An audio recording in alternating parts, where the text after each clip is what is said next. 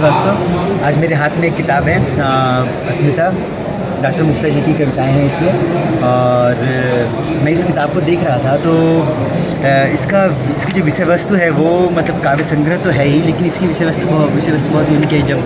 जहाँ आधुनिकता की दौड़ में हम सिर्फ ज़्यादातर नया सब्जेक्ट ही पढ़ रहे हैं, उस परिवेश में अगर हमको पूरा हमें हमारी सांस्कृतिक धरोहर पढ़ने को मिल जाए तो बस क्या ही बात है। और सबसे अच्छी बात यह है कि ऐसी किताबें हमें अगर लोक भाषाओं में मिल जाएं या क्षेत्रीय भाषाओं में मिल जाएं तो फिर क्या ही कहने। और इसी क्रम में जब मैं इस किताब के बारे में देख रहा था, पढ़ रहा था, तो मुझे मालूम चला कि पवन गहलोत जी ने इसका भाषांतरण किया है हरियाणवी में। और ये हमारे लिए बड़े अच्छे संयोग की बात है कि पवन जी आज हमारे साथ ही मौजूद हैं, तो मैं आपको मिलाता हूँ पवन जी से।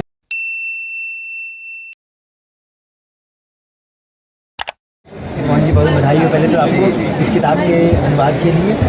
और नमस्कार दर्शकों। आप बताएं सर इस किताब के बारे में थोड़ा सा। देखिए, ये जो किताब है, ये किताब में जो मैम ने महिलाओं की जो स्थिति है, कहने को हम कह देते हैं कि महिलाओं को हम सशक्तिकरण की तरफ ले जा रहे हैं, लेकिन बावजूद इसके भी उनमें थोड़ा सा जो हमारी सोच में जो अंतर आ जाता है वो देखने को मिलता है। जी, स्पष्ट रूप से दिख जाता है। तो मैम ने उनको बड़े ही संजीदगी से, बहुत ही बारीकी से उकेरा है।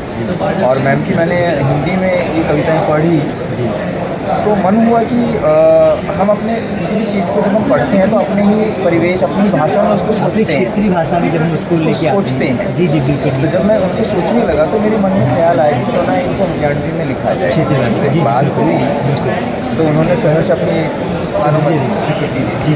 तो इस तरह से ये एक अच्छा लेखक वही है सर जिसका उद्देश्य यही हो कि हम उसकी रचनाएं अधिक से अधिक लोगों तक पहुँचे और समाज उत्थान या समाज उत्कर्ष में किस तरह से सहायक हो सके। आपको जरूर पता होगा कि ये जो अस्मिता है ये हिंदी के बाद पंजाबी में आई है। अच्छा। और पंजाबी के बाद अब हरियाणवी में। बहुत ही मतलब अच्छी बात है कि मतलब किताबें एक से अधिक लैंग्वेज में आ रही हैं और अधिक से अधिक पाठकों तक पहुंच रही हैं। किताबों का जो अंतिम उद्देश्य होता है वो यही होता है कि अधिक से अधिक पाठकों तक पहुँचे। और कविताएं अपना पाठक खुद ढूंढ लेती हैं। बिल्कुल, ये आपने बहुत सही बात कही है।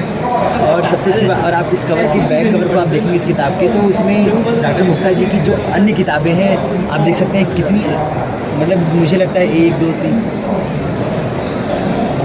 लगभग 35 से 40 किताबें इन्होंने ये अब तक ले चुकी हैं मैम। और सभी किताबें, जिसमें कुछ किताबों का संकलन हमारे पास है, मैं आपको दिखाना चाहूँगा। नारी नहीं व्यथा वही, यह इसका विषय वस्तु भी नारी के ही केंद्र में है।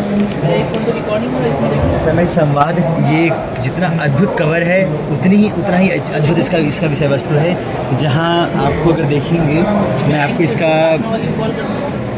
अनुक्रम दिखाना चाहूँगा। ये इसका अनुक्रम है। एक से एक कविताएं किसी को नहीं खबर फसाना बना देते हैं, बहुत तकलीफ़ होती है।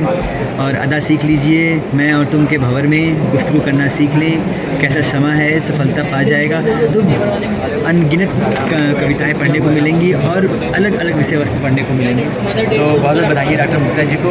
और निश्चित रूप से पवन गहलोत जी भी उतनी बधाइयों के पात्र हैं कि उन्होंने इतने अच्छे साहित्य सृजन के काम में अपना सहयोग दिया और इस किताब को अधिक लोगों तक पहुँचाने में अपना सहयोग दिया। सर आपको फिर से बहुत बहुत बधाई हो इस किताब के लिए। जी। और ऋषि जी, एक फोटो मैं चाहता हूँ सर के साथ, सभी मैम की अन्य किताबों के साथ।